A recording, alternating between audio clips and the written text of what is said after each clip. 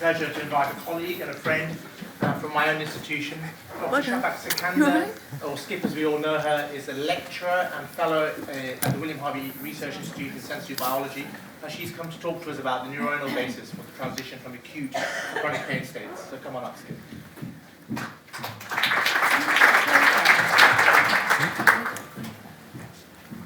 Thank you for the kind invitation to speak today, and I was hoping to share some of the work we're doing in our lab focused on neuronal mechanisms underlying the transition from acute to chronic pain. So we're all here because we recognize that chronic pain is arguably one of the biggest clinical challenges of our age. And the World Health Organization actually recognizes musculoskeletal pain to be the second largest contributor to global disability. And pathological chronic pain is problematic to treat because it often presents in this sort of widespread nature with temporal changes in its representation. And this is very true for musculoskeletal pain conditions, where it can arise as acute and well-localized, or the pain will arise as acute and well-localized, and over time as the disease progresses, the pain transitions to a chronic state where it becomes more widespread and referred over time. So a big question for us in the lab is to identify how sensory neurons and which sensory neurons mediate this transition from acute to chronic pain. And another important question is, well, how is pain managed in patients that have musculoskeletal diseases, and what kind of medications are they on? So we've spoken to patients at rheumatology clinics affiliated with UCLH. This was a while ago.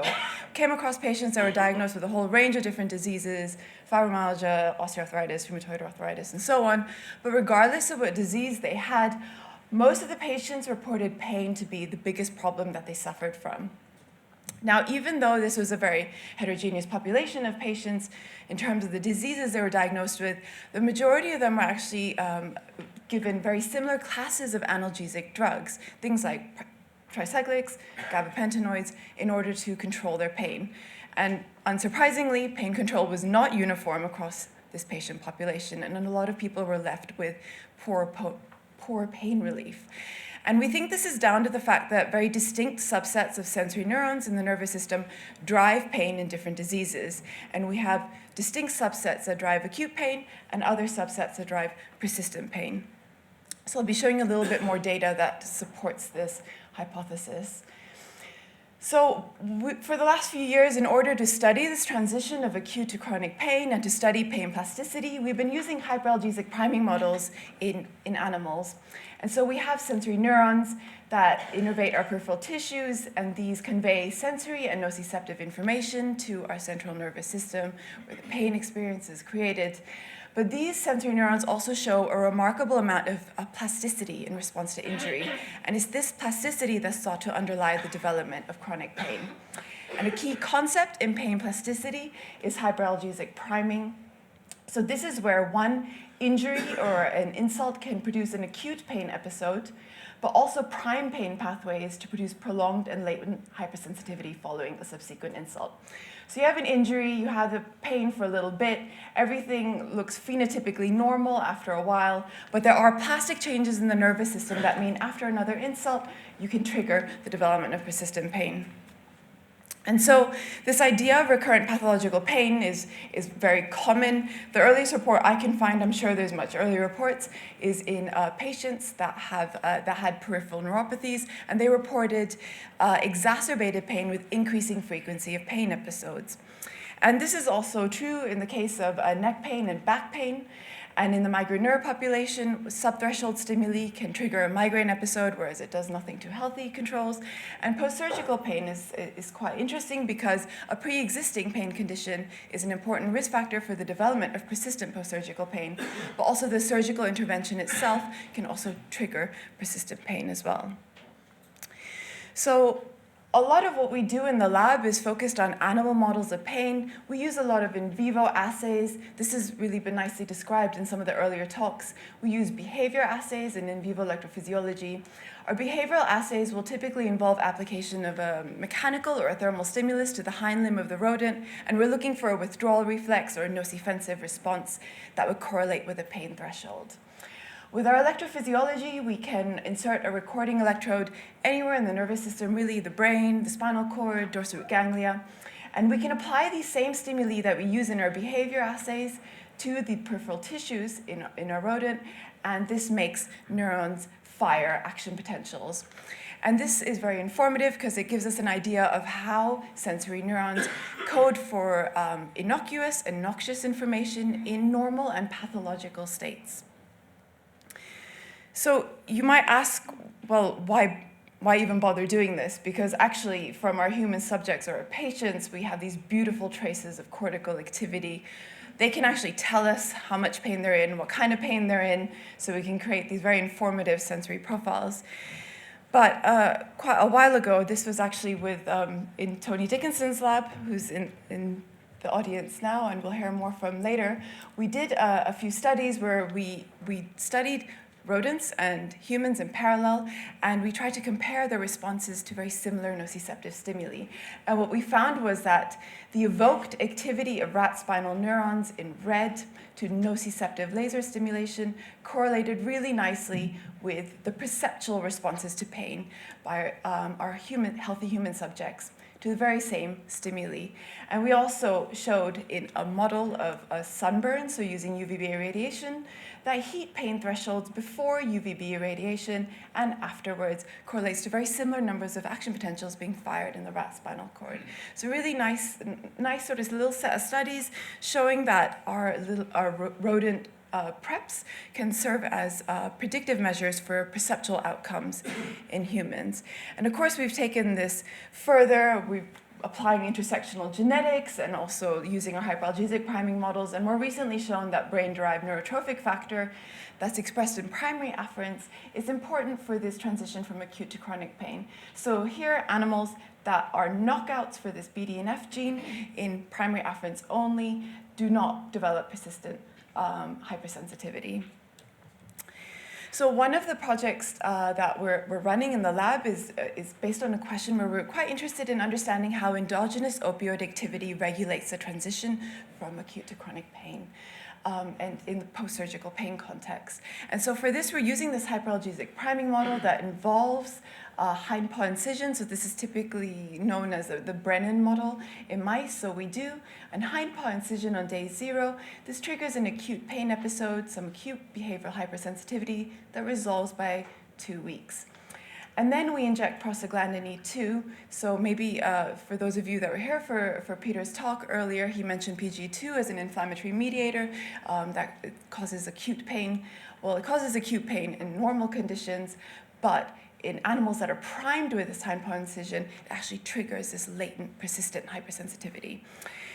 And so what does this look like in terms of data? Well, if we look at thermal pain thresholds here, we're applying this radiant beam onto the hind paw of the mouse, and then where it increases in intensity until the animal withdraws its foot. This is the Hargreaves assay. So after the surgery, what we see is a drastic drop in the heat pain thresholds of mice that have had the surgical incision in the clear bars, but they recover by 2 weeks and are comparable to sham controls by 2 weeks.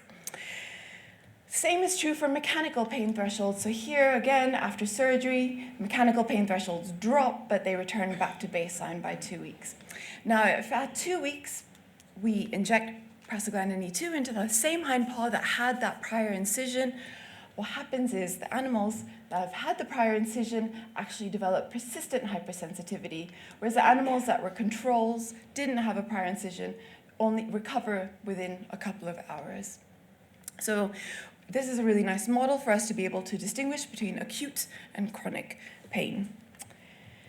So the question is, how does endogenous opioid activity influence the development of chronic pain? Well, what happens if we interfere with endogenous opioid activity in this very early phase, just after the surgical incision?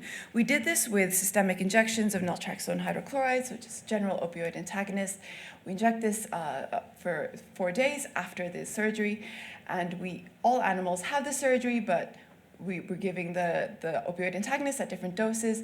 All of the animals recover by 2 weeks, but actually we see this nice dose-dependent delay in the resolution of acute post-surgical pain. What happens with chronic pain? So if we interfere with endogenous opioid activity here at this early phase, does this affect the the development of persistent or chronic pain here? Well, when we inject prostaglandin E2, what we see is that all animals will develop persistent hypersensitivity, but we see again this dose-dependent sort of exacerbation and the expression of persistent post-surgical pain. So interfering with endogenous opioid activity here will affect not only early pain outcomes, but also late pain outcomes as well. So just to take you back to a few years ago, where we started getting interested in musculoskeletal pain and muscle nociception in particular, we first looked at the level of the spinal cord at the lateral spinal nucleus. Now this sits laterally and ventrally to the superficial dorsal horn. And here we see pictures from a mouse spinal cord where we have GFP expression driven by the advalin promoter. So this just means that all primary afferents shine green fluorescence. And what we see is that the lateral spinal nucleus receives some, not a lot, but some direct primary afferent input. So this indicated that actually this nucleus might play a role in sensory processing and maybe nociceptive processing. So we went ahead and stuck a recording electrode into this nucleus, and we had receptive fields in the flexor digitorum brevis muscle of the rat hind paw. And what we found was that under control conditions, so this is in the black, these neurons, when we applied noxious mechanical stimuli to this muscle tissue, these neurons in the lateral spinal nucleus fired action potentials. Nice graded intensity coding here to von Freyhair stimulation and noxious prod and pinch stimulation. Then, when we actually injected hypertonic saline into this muscle, it's a classic model of muscle pain, also used in humans, these neurons became sensitized, so they fired more action potentials to any given stimulus and also acquired a response profile to non-noxious brush stimulation. So really, this was quite a nice sort of label line pathway that we'd identified, where we know that this lateral spinal nucleus at the level of the spinal cord plays an important role in just normal acute processing of muscle nociceptive inputs, but also plays a role in pathological muscle pain as well.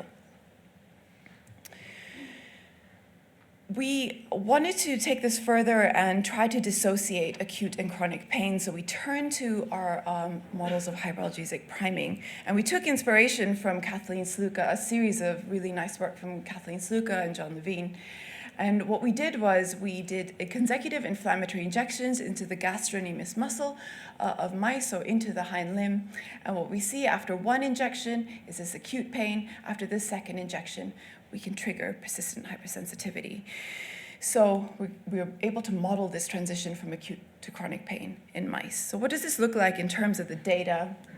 Well, here we're looking at mechanical pain thresholds, and we're measuring the sensitivity of both the ipsilateral limb and the contralateral limb. So the ipsilateral that was injected and the contralateral that was not injected. So after one injection, we see a drop in mechanical pain thresholds. So there's pain behavior here, very transient on the ipsilateral side, no major changes on the contralateral side. After two injections, well, we see actually that we develop a persistent ipsilateral hypersensitivity, but a much later development of contralateral hypersensitivity. So in this particular model of musculoskeletal pain, we're seeing the spatiotemporal spread of hypersensitivity and pain. What does this mean in terms of the evoked activity of spinal neurons? Well, we did in vivo electrophysiology, again, applying these sort of von Freyhairs and mechanical stimuli to the peripheral tissues in the hind paw. And what we found was that on the ipsilateral side of the dorsal horn or the contralateral side of the dorsal horn, we saw that spinal neurons were sensitized to noxious mechanical stimulation with von Freyhairs or noxious prod, but no major differences with non-noxious brush stimulation. So we're seeing noxious mechanical sensitivity here.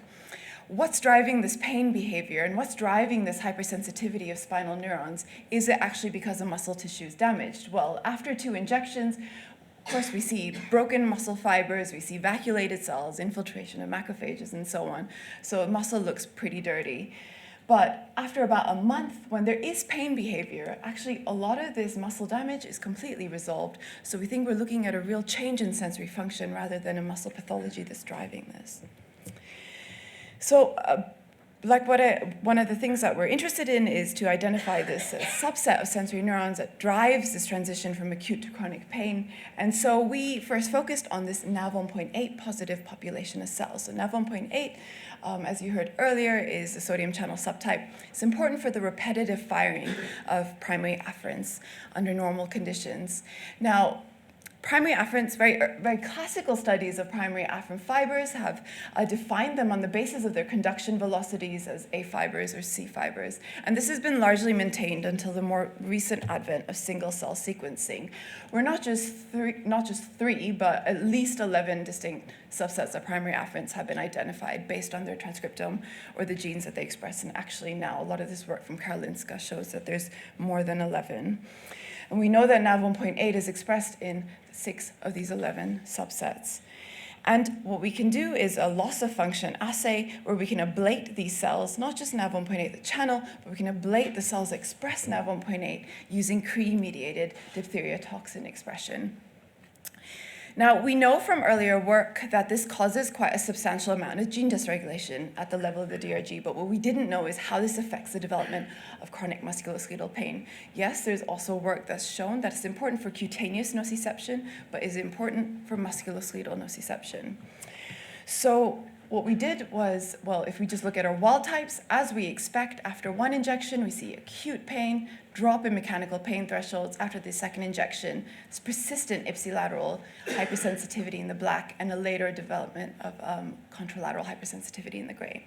Now in our DTA mice, so these are the diphtheria toxin mice that don't express NaV1.8 positive cells, what we see after one injection on the ipsilateral side, acute pain, and after the second injection, rather than developing persistent ipsilateral hypersensitivity, they go back to baseline. No major changes on the contralateral side. So there's something about this NaV1.8 positive population of cells in the dorsal root ganglia that's important for the development of chronic pain, but not acute pain. And again, of course, we've done a whole series of behavioral assays that I won't bore you with the details with, but we know we're looking at pure changes in sensory function alone, as motor function remains normal.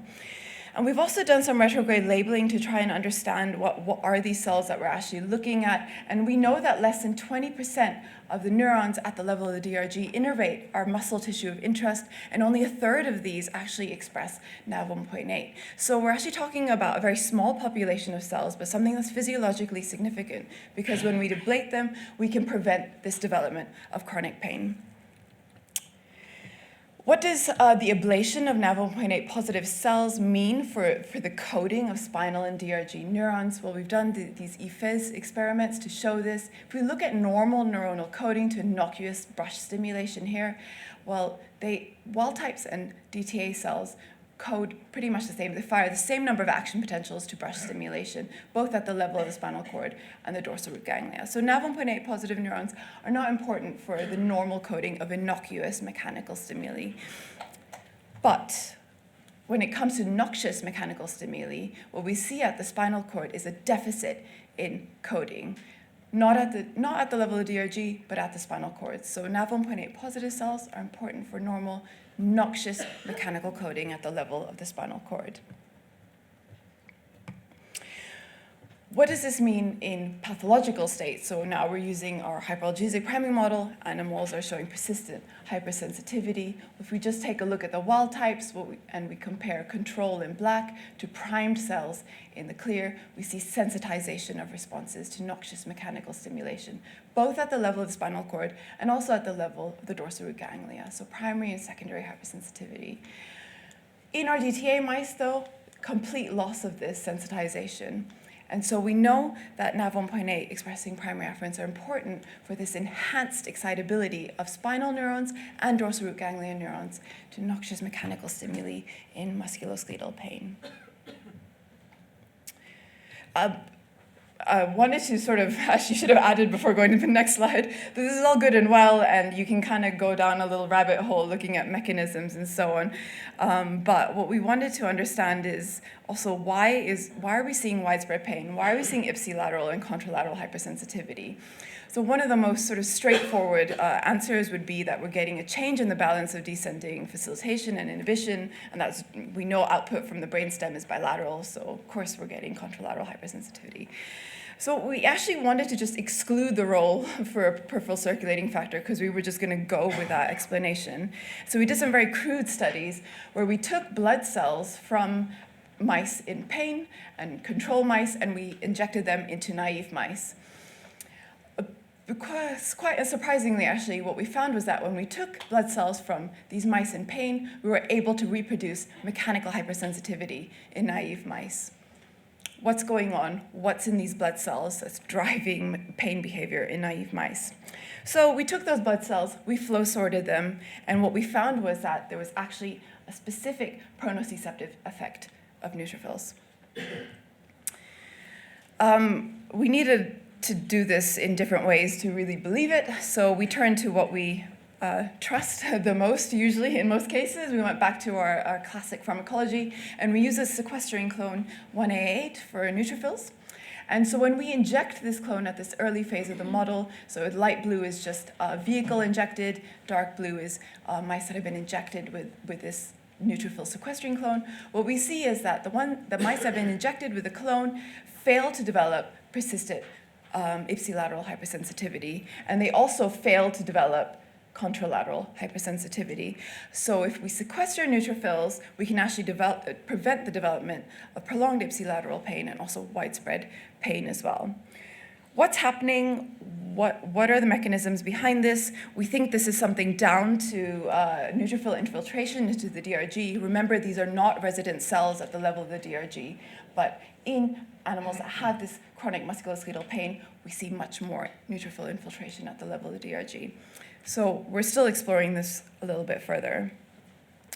And again, this is all good and well. It's very interesting, but it's kind of pointless unless it actually is true in the context of humans. So we went on and we took neutrophils from humans to see if we can recapitulate what we've seen in animals. So if we take neutrophils from healthy human subjects, we inject them into mice, well, von Frey thresholds seem pretty normal. Nothing really happens. Then we go to patients that have either primary or secondary fibromyalgia with minimum VAS score of 50, either on the day or the week of the blood being taken.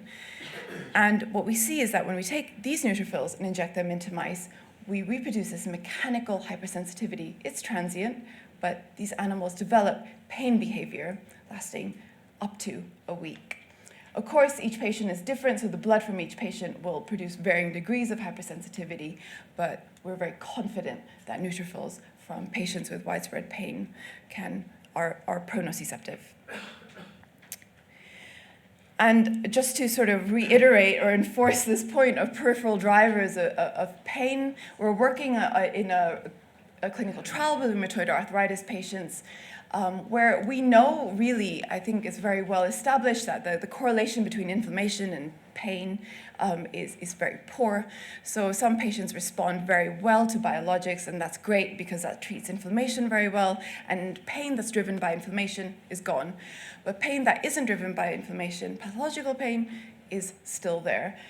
And what we know now is that by looking at actually the histology of the synovium, we can actually link the synovial pathotype to development of chronic pain and also with different gene expression of pain genes. So this is ongoing work with Kospitsalis at Barts.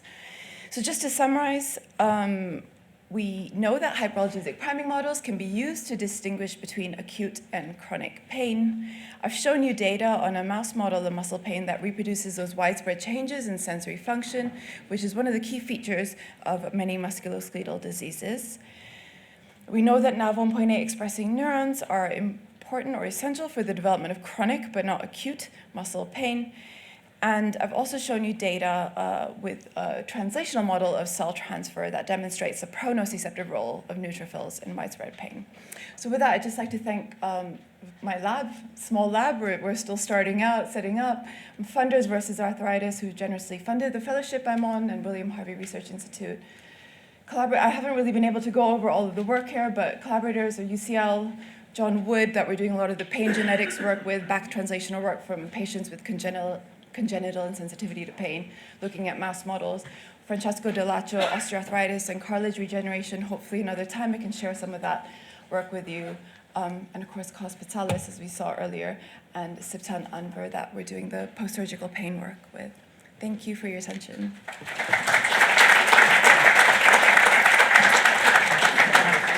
I please ask the other speakers to come up as well and join us on the panel, if that's okay, Duncan?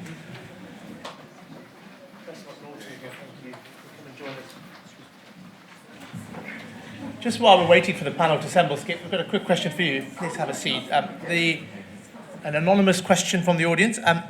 In regards to ipsilateral, contralateral hypersensitivity, are you suggesting something starts as an acute and focal stimulus, and then sensitivity spreads to the other limb, or is there another explanation?